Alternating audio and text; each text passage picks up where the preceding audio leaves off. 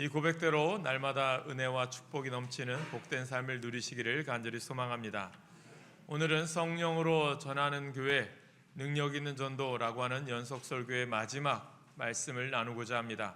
모든 이에게 복음을 전하는 교회 2026년도를 시작하고 우리에게 있어서 복음이 무엇이고 복음 전하는 전도가 무엇인가에 대해서 계속해서 나누었습니다. 하나님이 원하시는 교회, 정말 우리들이 꿈꿔야 될 교회가 무엇일까? 그것은 바로 복음을 세상 끝까지 전하는 사명을 감당하는 교회입니다. 교회만이 아니라 우리 성도 한 사람 한 사람이 주님께 부름받은 자녀입니다. 그 교회로서의 역할을 감당할 때 하나님의 은혜가 여러분 삶 가운데 넘치는 복된 삶이 되게 하실 줄로 믿습니다. 우리가 계속해서 말씀을 나눴죠. 첫 번째는 복음을 맡은 교회로 시작해서 한 사람을 향한 전도, 또 삶으로 전하는 복음, 함께하는 공동체 전도의 룰을 지나서 오늘 마지막 이 질문 앞에 서게 되는 거죠. 그렇다면 우리는 어떻게 끝까지 복음을 전할 수 있을까요? 솔직히 말씀드리지만 전도는 항상 언제나 옳은 이야기죠.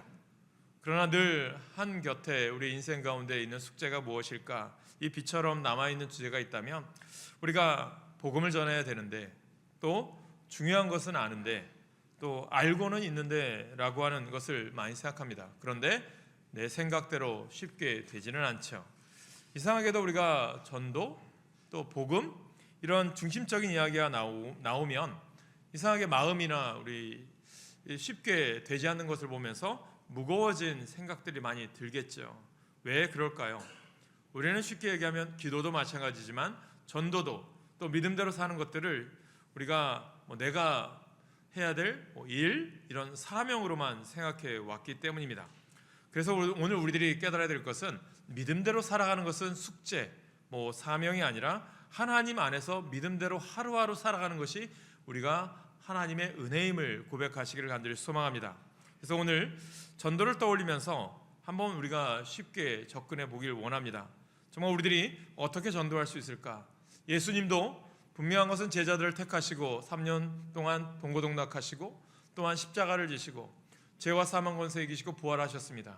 그리고 그들을 다시 만나시고 부르셔서 그들에게 사명을 주셨죠. 그 사명을 감당하기 위해서 오늘 우리에게 주신 메시지가 무엇입니까? 바로 성령 충만함을 받으라는 거죠. 저는 오늘 우리들의 삶이, 여러분들이 온전한 예수를 믿고 하나님 부르신 가운데 살기 원한다면 저는 여러분 가운데 성령이 충만하시길 간절히 축원합니다.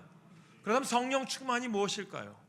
정말 주님이 원하시는 성령 충만이 오늘 우리 가운데 어떤 의미로 다가와야 되느냐? 이것은요, 오늘 내가 주님을 나의 구주로 영접하고요, 그 영접한 삶을 하나님 뜻대로 살고자 말씀대로 내가 살아가는 그 말씀이 내 안에 풍성히 거할 때, 여러분 삶 가운데 어떤 일이 있어도 말씀이 내 심령 가운데 선포되어질 때 이것이 성령 충만한 사람이라는 것입니다. 이것이 고백하는 거예요.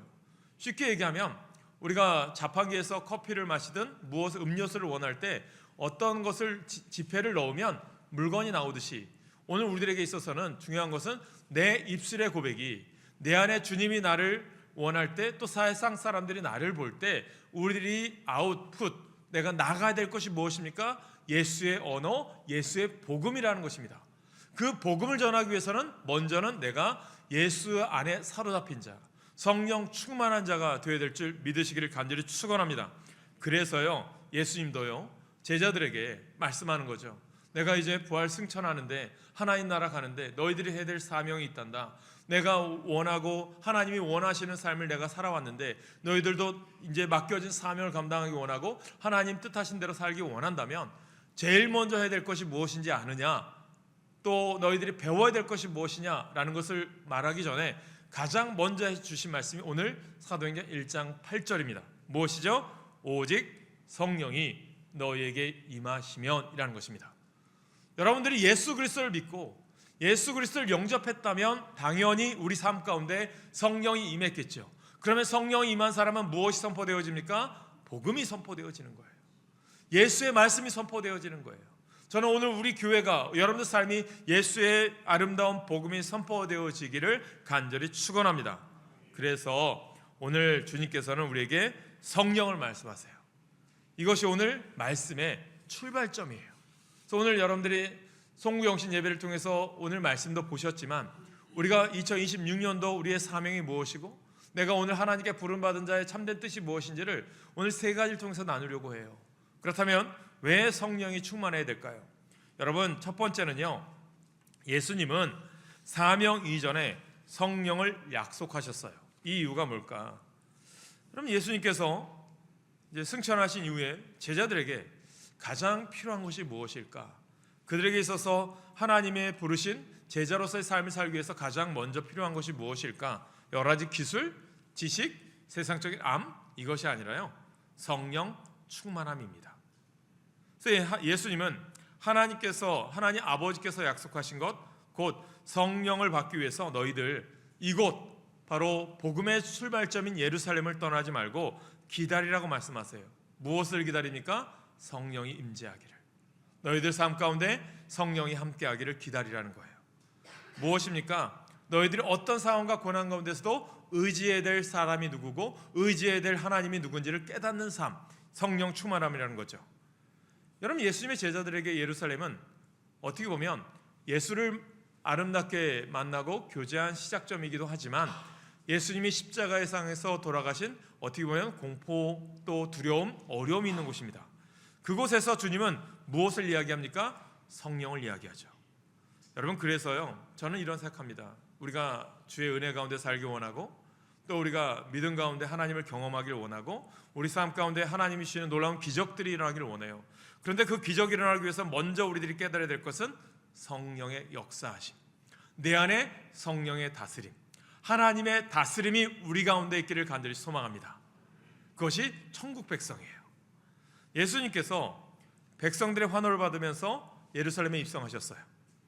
예루살렘은 당시 예수님께서 종교 지도자들의 시기로 인해서 체포당하시고 십자가에서 돌아가신 장소도 예루살렘이죠. 그런데 예수님께서 십자가 고난의 장소를 제자들에게 떠나지 말고 도리어 여기에서 머물러 있으라라고 말씀하십니다. 이유가 뭘까요? 성령의 역사하심을 기다리라는 거죠. 예루살렘은 이스라엘에게 있어서 어떤 상징성이 있습니까? 광야에서는 성막이 있었던 그런 것이 예루살렘에 와서 다윗을 통해서 솔로몬을 통해서 성전이 건축되어지죠. 성전의 의미는 뭐죠? 하나님을 섬기고 하나님의 예배, 하나님과 교제, 하나님의 뜻을 깨닫는 곳이에요. 하나님이 우리와 함께 하시고 내 죄와 사망 권세를 이기게 하신 곳이 어디에? 성전이에요.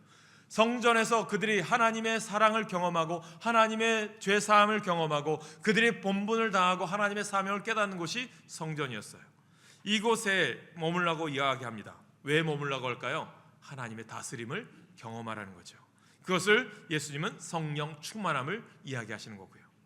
여러분, 하나님을 섬기는 예배 처소가 있는 곳이었기에 예루살렘은 그들에게 있어서는 은혜의 땅이었어요.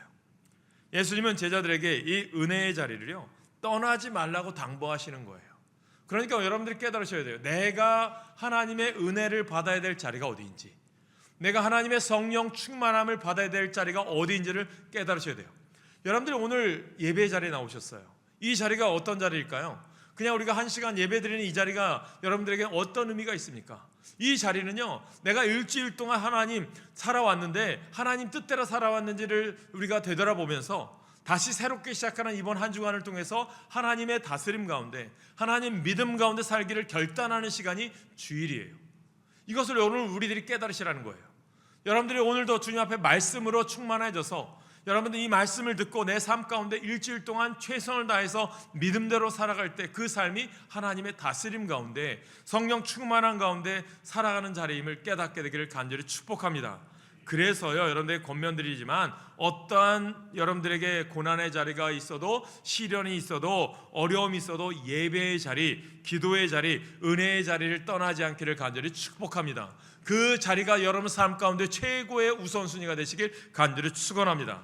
그래서 예수님께서 제자들에게 예루살렘을 떠나지 말라고 말씀하신 이유, 여기 있는 거예요. 그리고 그들에게 어떻게 합니까? 너희들 감람산에 올라가서 예루살렘으로 가서 마가의 다락방에 모여서 주님의 성령이 임하실 때까지 간절히 모여서 기도하라라고 말씀하셨어요. 그 수가 120명이었어요. 그들은 성령을 받기 위해서 열정을 다하여 한 목소리, 한 마음에 하나의 기도 제목으로 지속적으로 기도하기에 전념했습니다. 열흘 동안 간절히 하나님께 부르짖고 기도했을 때 예수님이 약속하신 성령이 그들 가운데 강한 바람으로 불의 혀같이 임하게 됩니다. 그리고 그들이 성령 충만함을 받고 방언을 하기 시작합니다. 복음의 시작이 시작되어진 거예요. 여러분, 교회의 시작이 여기서 시작됩니다. 여러분, 우리가 초대교회를 본받기 원해요? 하나님의 말씀대로 살기를 원해요? 하나님 앞에 놀라운 기적들이 일어나기 원한다면, 초대교회와 같이 강력한 성령의 역사가 있기를 원한다면 항상 믿음의 자리, 기도의 자리, 말씀의 자리에 여러분들이 서기를 간절히 축원합니다. 오늘도요, 우리는 깨달으셔야 돼요. 성령이 오늘 우리 가운데 임하기를 간절히 사모하시길 소망합니다. 사도 바울이 제3차 전도여행을 통해서 에베소 지역을 방문합니다. 그곳에 교회가 있어요. 그곳에 가보니 12명의 성도만 모여서 간절히 기도하고 있더라고요. 그곳에 이를 때 예수님의 말씀을 들었던 바울이 그들에게 어떤 말을 합니까? 이런 말을 하죠. 간절히 모여 있는데 이상하게 뜨거움의 열정이 없어요. 차가운 거예요. 그때 이런 말을 하죠. 사도행전 19장 2절에 보니까 이르되 너희가 믿을 때에 성령을 받았느냐? 이르되 아니라 우리가 성령이 계심도 듣지 못하였노라. 여러분, 성령 없이 내 삶에, 우리의 삶에 어떤 일이 일어나기를 원하십니까? 교회도 마찬가지고요. 성령 없이는 부흥도 일어나지 않아요. 성령 충만이 우리의 모든 삶의 해결의 키워드, 열쇠인 거예요. 그래서 오늘 우리가 깨달을 때, 우리가 믿음대로 살아가는 우리들이 2026년도에는요, 저는 우리 교회가 여러분들의 삶이 성령 충만하기를 원합니다. 왜냐하면 성령 충만 없는 헌신은, 은혜 없는 헌신은 여러분 일이 됩니다. 성령 충만으로 주의 일을 감당하는 자가 될 때 여러분의 삶이 기쁨과 은혜와 하나님의 역사하심이 있습니다. 성령 충만을 위해서 기도로 모이고 예배의 자리로 나오시는 우리 모두가 되시길 간절히 축원합니다. 그래서 목사가요, 여러분들 권면 드리는 거예요. 예배의 자리 지키세요. 기도의 자리 지키세요. 여러분들이 하나님의 말씀을 듣는 자리 지키세요. 그래야 우리의 삶이 하나님의 다스림 받을 거 아닙니까? 여러분, 마가의 다락방에 모였던 120명의 성도들은 모이기 힘든 상황에서 함께 모여 간절하게 기도합니다. 열흘 동안 간절히 기도했을 때 하늘의 문이 열리고 강한 성령의 바람이 그들에게 임했습니다. 여러분, 우리도 이와 같이 기도하는 자리가 있기를 간절히 소망합니다. 그리할 때 마가의 다락방에 임했던 성령은 오늘 이 가운데도, 우리 모임 가운데도, 우리 기도의 자리에도, 예배의 자리에도 임하게 될 줄로 믿습니다. 이것을 깨달으셔야 돼요. 그래서 사도행 1장을 한번 자세히 한번 살펴보세요. 제자들은 이미 사명에 대한 열심이 있었어요. 그들은 물어요. 주님, 이스라엘의 나라를 회복하실 때가 언제입니까? 이때입니까? 다시 말해, 이제 뭔가 큰 일이 일어나기는 하는 겁니까? 그러면 우리가 나가서 뭔가 해야 되지 않겠습니까? 이런 질문을 합니다. 그런데 예수님은요, 그래, 이때가 우리가 큰 왕국을 세울 때야. 이때가 너희들 복받을 때야. 이때가 너희들이 큰일 할 때야. 이렇게 말씀하지 않아요. 어떻게 대답하세요? 오직 성령이 너희에게 임하시면. 예수님은 이렇게 말씀하시는 것 같아요. 너희가 하려고 애쓰기 전에 먼저 내가 너희 안에 임해야 한단다. 여러분, 성령 없는 전도는 언제나 의무가 되거든요. 의무가 되면 어떻습니까? 처음에는요, 결단해요. 그러나 오래가지 못해요. 열매가 없으면 지칩니다.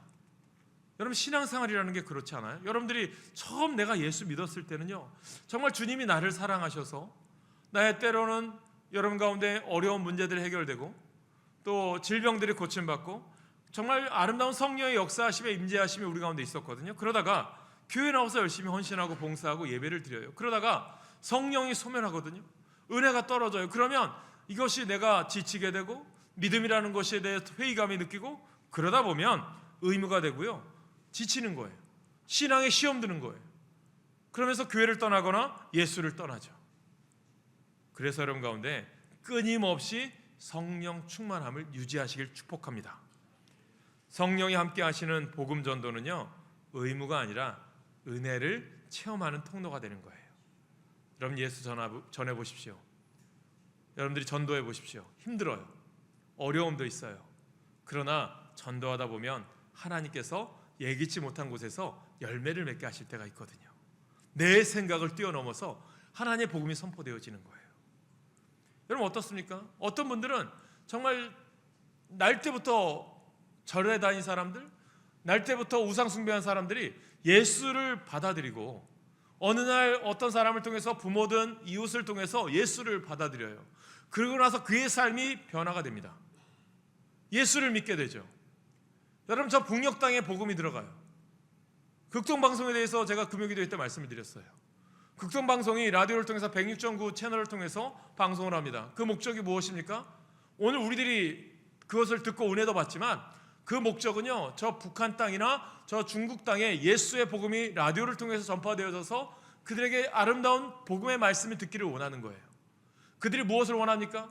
지식적인 암일까요? 아니에요. 그들의 마음에 복음이 전해져서 마음이 우리의 심령을 뜨겁게 해서 우리의 삶을 변화시킬 때 예수가 그들의 삶 가운데 역사하는 것을 경험하게 될 줄로 믿습니다. 그게 신앙인 거예요. 신의 약단이라고 하는 영화가 있어요. 주중에 보았어요. 복음이 전해지는 북한 땅. 어렵죠. 바울과 같은 믿음이죠. 예수를 믿는 사람을 잡아다 죽였던 사람이 지식적으로는 아닌데 마음의 뜨거움을 느껴요. 이 삶이 하나님의 역사하심이거든요. 우리의 신앙도요 그런 거예요. 예수님께서 제자들에게 너희들 성경 얼마 외워야 돼, 너희들 말씀 어느 정도 알아야 돼, 이것이 아니라 너희들 성령으로 뜨거움 받아야 돼. 그래야 너희들 삶을 변화시킬 수 있고 너희들 인생 바꿀 수 있어. 그 메시지인 거죠. 오늘 우리들의 삶에도 마찬가지입니다. 저는 여러분 가운데요, 성경이나 지식적인 알림보다는 뜨거움으로 주님 마음에 우리 심령 가운데 뜨거워지는 역사가 있기를 간절히 축복합니다. 그래서 여러분 스스로 한번 우리 가운데 질문해 보세요. 여러분 믿음 생활하는 것, 전도하는 것 의무로 하십니까? 아니면 은혜로 감당하고 계십니까? 저는 오늘 여러분 가운데 은혜가 충만하길 간절히 축원합니다. 그걸 말씀하는 거예요.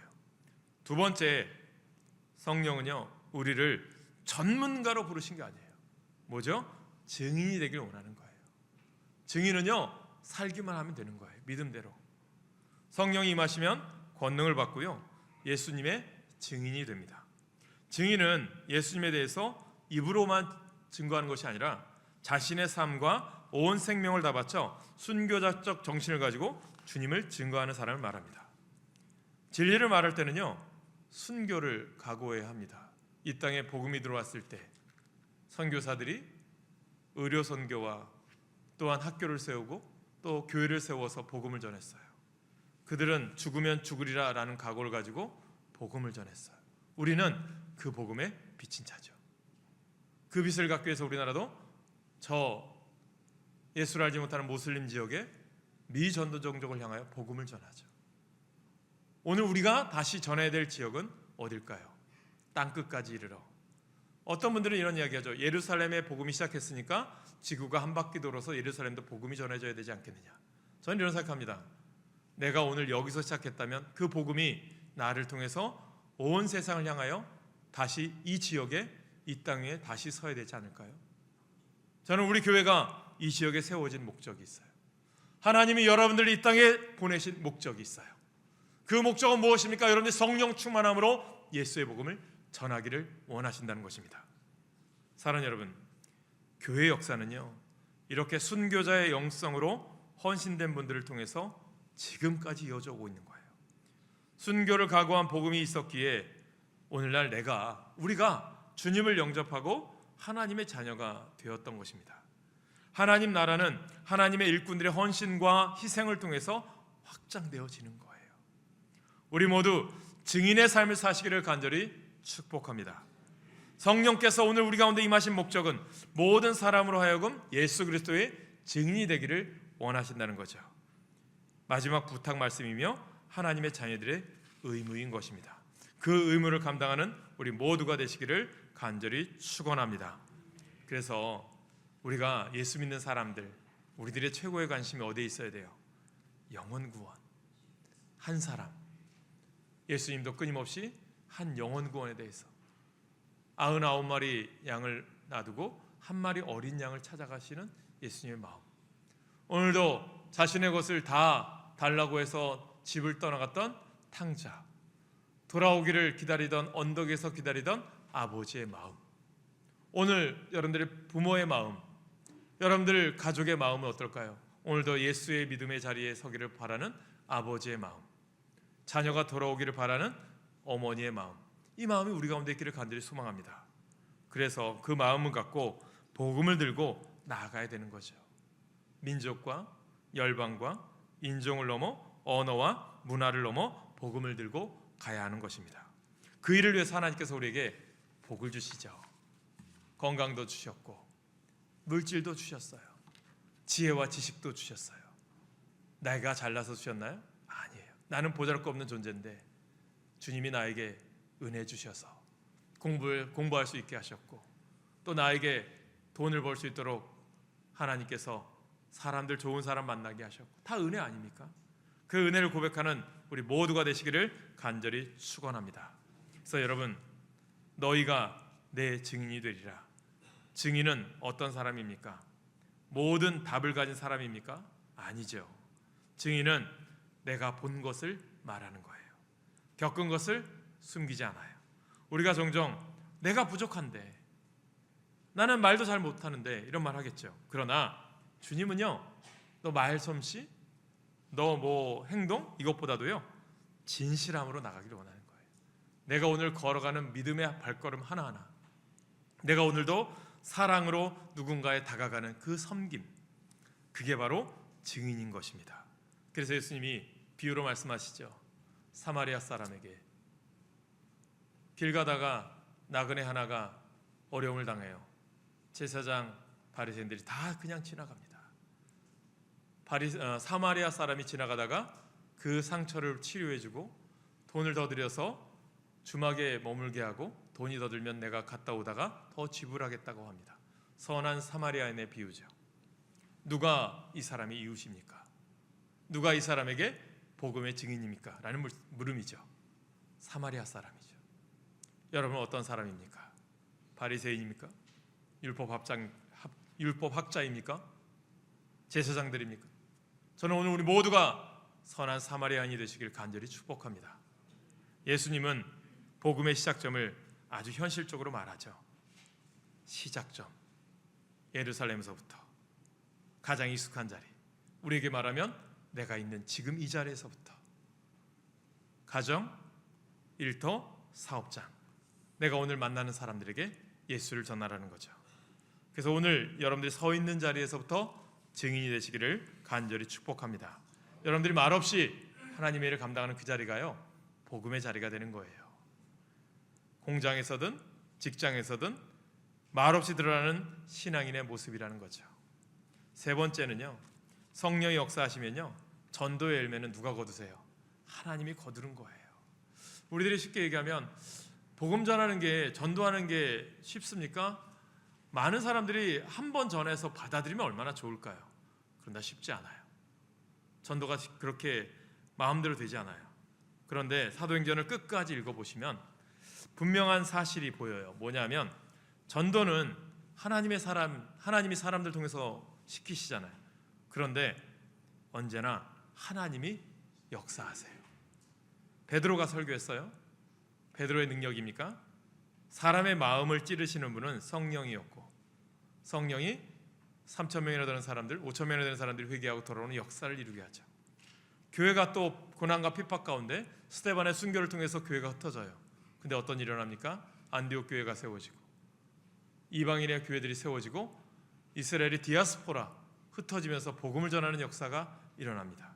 그렇게 성령이 역사하는 거죠. 그래서 우리는 결과를요 짊어질 필요가 없는 거예요. 우리는 씨를 뿌려요. 그러나 거두시는 분은 누구예요? 하나님 아버지세요. 우리가 복음을 전하면 그 사람이 받고 안 받고는 하나님이 역사하겠죠. 우리는 최선을 다할 뿐이에요. 우리들이 또 복을 빌어요. 우리 옆에 분들이나 여러분들 축복한다고 인사하죠. 그럼 그 복을 받느냐 안 받느냐는 그 사람이 해야 될 일이겠죠. 복을 받는 사람은 복을 받는 거고, 복을 받지 못하는 사람은 내가 복을 빌어줬을 때 그 복이 나에게도 돌아옴을 믿으시길 간절히 소망합니다. 성령 안에서의 전도는요 뭐 대단한 것 같습니까? 아니에요. 오늘 내가 작은 순종의 반복 하나, 오늘도 내가 전도지 하나 이웃에게 전하고, 내가 오늘도 이웃을 향해서 사랑을 베풀고 오늘도 내가 사랑을 위해 희생하는 그 모든 한 가지 한 가지가 쌓여서 하나님의 나라에서 축복의 열매가 맺혀지는 줄 믿으시기를 간절히 소망합니다. 꽃으로도 때리지 말라라고 하는 책이 있어요. 이 책에 나오는 이야기입니다. 잭 켈리라고 하는 한 신문 기자가 소말리아, 아프리카에 있는 소말리아죠. 지금도 내전으로 고통받고 있는 나라고, 청해부대가 파견되어 있는 이유가 소말리아에 나라가 제대로 역할을 못하니까 해적들이 많아요. 유조선이나 이런 무역선들을 탈취해서 문제를 일으키니까 우리나라 청해부대가 가 있는데, 이 소말리아의 비극을 취재하던 이야기입니다. 기자 일행이 소말리아 수도 모가디슈에 갔었어요. 그것이 기근이 극심한 때예요. 유엔이나 식량기구에서 많이 도와주기도 하지만 많은 또 약탈당하고 고통당하죠. 기자 일행이 한 마을에 취재를 하러 들어갔어요. 근데 들어가자마자 한 작은 소년을 만납니다. 그 소년은 온몸에 벌레에 물려 있었고요, 극심한 영양실조에 의해서 배가 볼록하게 튀어나왔어요. 마침 일행 중에 한 사진기자가 과일을 갖고 있어서 자기의 과일, 사과를 반쪽 쪼개서 그 소년에게 줍니다. 소년은 그것을 받아들고는 고맙다는 눈빛으로 그것을 바로 먹는 게 아니라 그것을 가지고 마을로 들어가는 거예요. 기자 일행들이 어디로 가나 궁금해서 따라가기 시작합니다. 한참 따라간 뒤에 마을 앞에 섰는데 한 작은 아이가 누워 있더래요. 죽은 듯이 누워 있어요. 이 작은 아이는 이 사과를 가져간 소년의 동생이었대요. 보니까 형은 자신의 동생 곁에 무릎을 꿇더니 손에 이 기자가 준 사과를 입에 한 입 물고는 우물우물 씹더래요. 그리고 나서 뱉어서 아무것도 먹지 못하는 동생의 입에 넣어주고 잘 삼킬 수 있도록 도와주더래요. 기자 일행은 그 소년이 이 동생을 위해서 보름 동안이나 계속 이런 일을 해왔다는 것을 나중에야 알게 되었다고 합니다.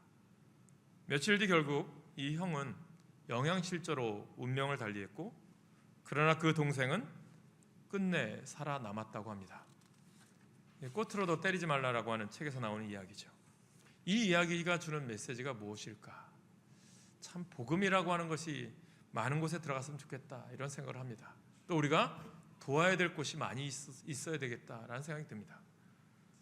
예수님이 우리를 위해서 희생하셨어요. 우리는 그 희생의 빚진 자로서 그 예수를 믿음으로 예수님의 자녀가 되었고 이만큼의 축복을 누리고 살아가요. 예수님은 하나님을 배반하고 죄짓고 불의하고 방탕한 삶을 살아온 우리를 위해서 십자가에 달려 죽으셨어요. 그 십자가의 공로로 우리는 베드로 전서 고백처럼 예수 그리스도를 영접한 자, 그 이름을 믿는 자들은 하나님의 자녀가 되고 하나님의 거룩한 왕 같은 제사장이 되었어요. 구원이 임한 거죠.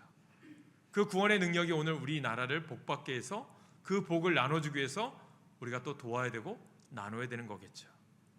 그리고 예수님을 위해 예수님의 피 묻은 복음을 전하기 위해서 우리는 나누는 삶을, 성령으로 복음을 전하는 삶을 살아가야 되는 거죠.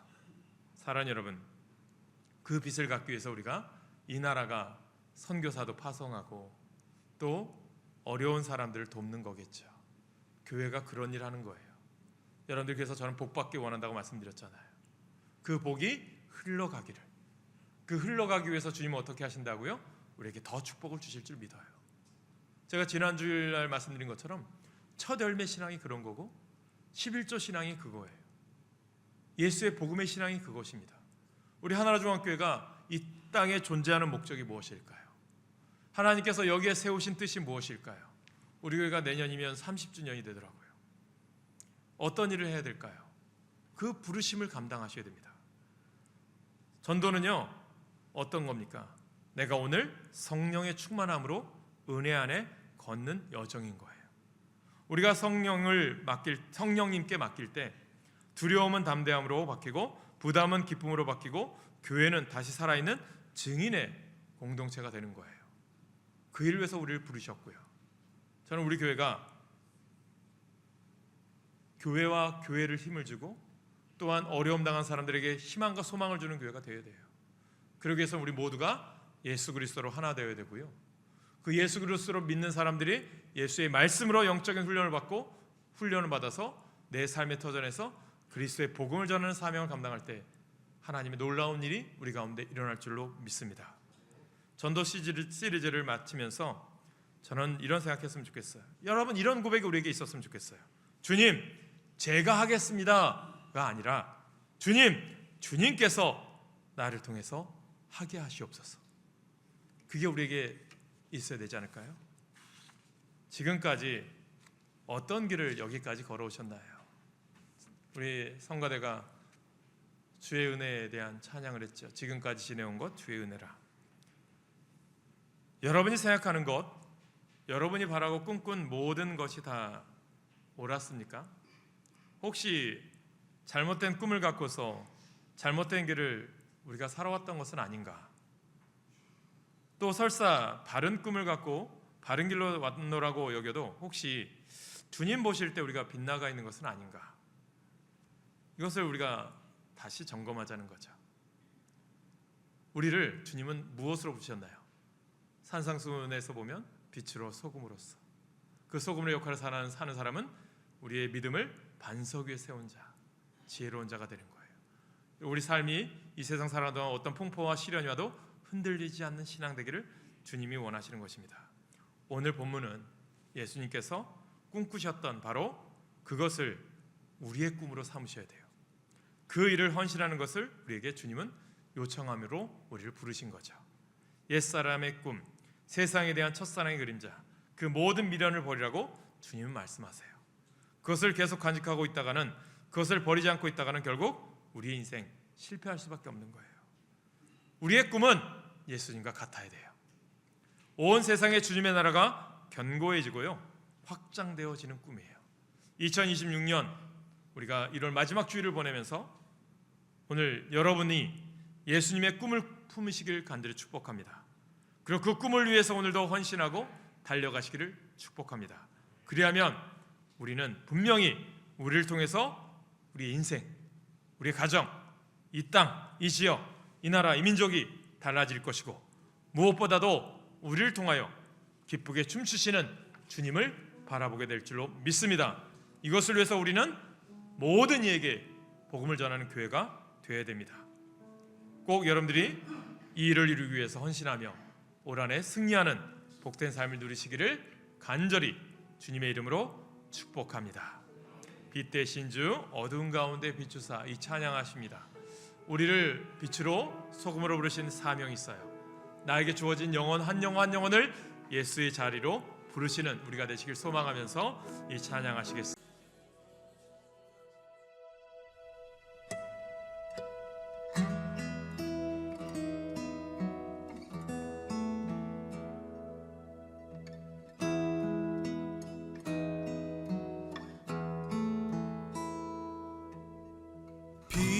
되신 주 어둠 가운데 비추사 내 눈 보게 하셨네.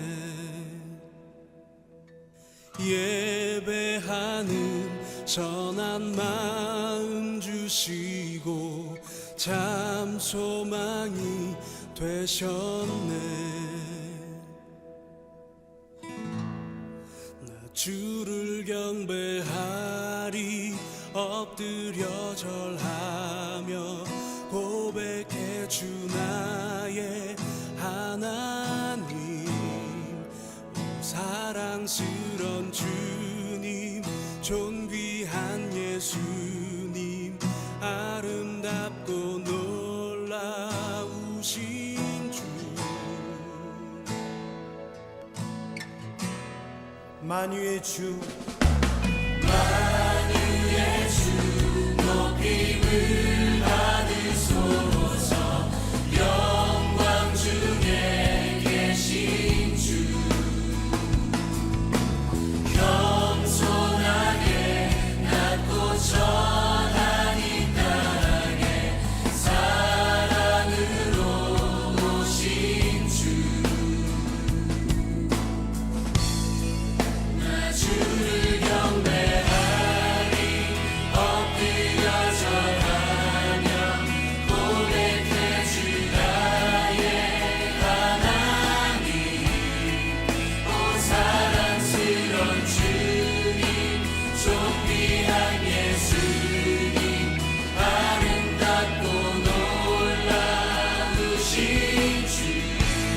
주를 경배하리 엎드려 절하며 고백해 주 나의 하나님 오 사랑스런 주님 존귀한 예수님 아름답고 놀라우신 주 알 수 없네 주의 은혜 내 죄 위한 주 십자가 알 수 없네 주의 은혜 내 죄 위한 주 십자가 알 수 없네 주의 은혜 내 죄 위한 주 십자가 알 수 없네 주의 은혜 내 죄 위한 주 십자가